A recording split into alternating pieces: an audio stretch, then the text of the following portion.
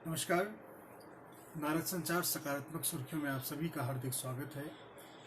हिंदू पंचांग के अनुसार आज मार्गशीर्ष मास के कृष्ण पक्ष की अमावस्या तिथि है। सोमवार का दिन है। विक्रम संवत 2077 है। ग्रेगर कैलेंडर के अनुसार अंग्रेजी तारीख 14 दिसंबर है, जो कि वर्ष का 347वां दिन होता है और साल में अभी 18 दिन बाकी हैं। 14 दिसंबर के इतिहास की अगर हम बात करें तो इतिहास के सफर में हमारा कारवां अब साल के आखिरी महीने का पहला पखवाड़ा पार करने को है। और 14 दिसंबर के दिन इतिहास की बात करें तो इस दिन दक्षिणी ध्रुव पर पहली बार इंसान ने कदम रखा था। ध्रुवी खोज के क्षेत्र में दुनिया के सबसे महानतम व्यक्तियों में से एक शुमार रोनाल्ड एडमंड्सन ने 1911 में 14 दिसंबर के दिन दक्षिणी ध्रुव पर पहली बार कदम रखा था। नॉर्वे के एडमंडसन जून 1910 में अंटार्कटिका के लिए रवाना हुए थे और तकरीबन 1.5 वर्ष की यात्रा के बाद अपने मकसद में कामयाब हुए थे। और बॉलीवुड के शोमैन राजकुमार की आज 96 बर्थ एनिवर्सरी है। और 14 दिसंबर 2024 को पेशावर पाकिस्तान में जन्मे राज कपूर ने 11 साल की उम्र में ही फिल्मों में काम करना शुरू कर दिया था। और 1935 में आई इकबाल फिल्म में राज कपूर ने बतौर चाइल्ड आर्टिस्ट भी काम किया था। और आज ही के दिन 1918 में BKS अयंगर का जन्म हुआ। कर्नाटक के बेल्लूर में जन्मे अयंगर को देश का पहला योग गुरु होने का गौरव हासिल है। उन्हें आधुनिक योग का प्रणेता भी माना जाता है और योग को दुनिया भर में प्रचारित करने की उपलब्धियों के कारण उन्हें 2002 में पद्म विभूषण और 2014 में पद्म विभूषण से सम्मानित किया गया। टाइम पत्रिका ने 2004 में दुनिया के सबसे प्रभावशाली 100 लोगों की सूची में उनका नाम भी शामिल किया था। 2021 में एनी बेसेंट को बनारस हिंदू विश्वविद्यालय ने डॉक्टर ऑफ लेटर्स की उपाधि प्रदान करी थी। और 1946 में डॉक्टर राजेंद्र प्रसाद भारत की संविधान सभा के अध्यक्ष निर्वाचित हुए।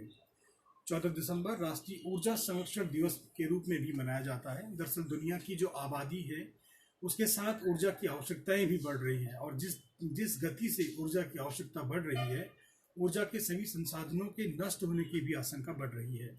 इसीलिए यह आवश्यक है कि हम ऊर्जा संरक्षण के पर विशेष ध्यान दें और इसके प्रतिष्ठान के लिए अन्य संसाधन विकसित करें, क्योंकि यदि हम समय रहते अपने प्रयास में सफल होते हैं तो पूरी मानव सभ्यता को लंबे समय तक बचा सकते हैं।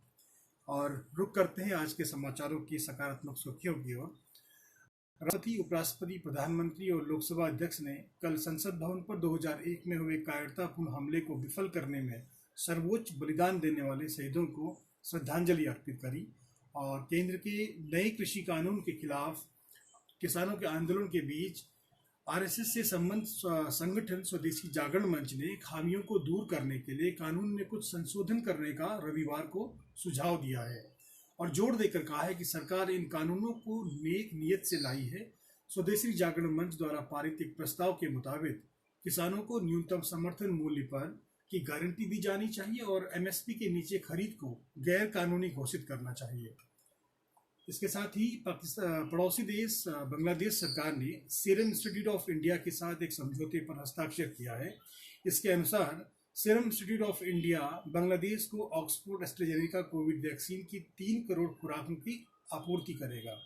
वैक्सीन की आपूर्ति 50-50 लाख खुराक के 6 किस्तों में की जाएगी। और भारत के वर्तमान समय में अंतर्राष्ट्रीय विशेषकर पड़ोसी देशों को से सौहार्द संबंध के संदर्भ में ये खबर काफ़ी सकारात्मक है।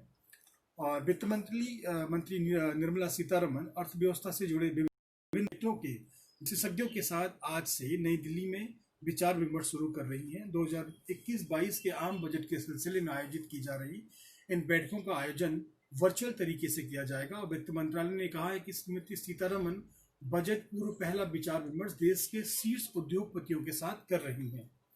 और केंद्र शासित प्रदेश लद्दाख के करगिल में पवन हंस MI चॉपर की पहली सेवा करगिल से श्रीनगर के बीच शुरू हुई है और 13 यात्रियों ने करगिल से श्रीनगर और 14 यात्रियों ने श्रीनगर से करगिल तक की यात्रा की। इस सेवा से सर्दियों के मौसम के दौरान लोगों का आवागमन आसान हो जाएगा और सेवा का उपयोग करने के इच्छुक लोग संपर्क अधिकारी नायब तहसीलदार करगिल से संपर्क कर सकते हैं।